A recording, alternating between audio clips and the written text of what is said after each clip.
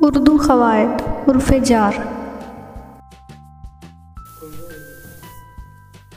حرف جار وہ لفظ جو کسی اسم یا چیز سے پہلے آ کر دوسرے اسم، صفت یا فعل کو مربوط کرے اسے حرف جار کہتے ہیں۔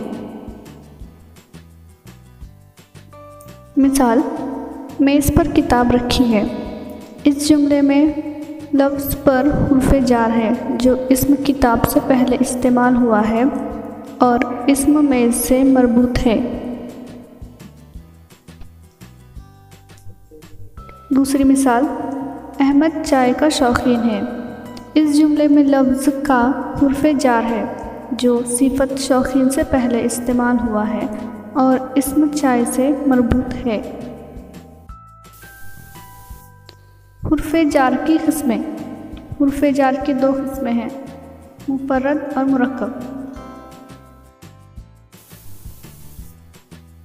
حرف جار کے مفرد الفاظ: کو، سے، میں، تک، پر، کا، کی، کے۔ اگر جملے میں یہ الفاظ آتے ہیں تو یہ مفرد حرف جار ہیں۔ مرکب کے ساتھ، کے پاس، کے اوپر، کے باہر، کے مطابق، کے لحاظ سے، کے قبل، کے بعد، کے پہلے، کے آگے، کے قریب وغیرہ۔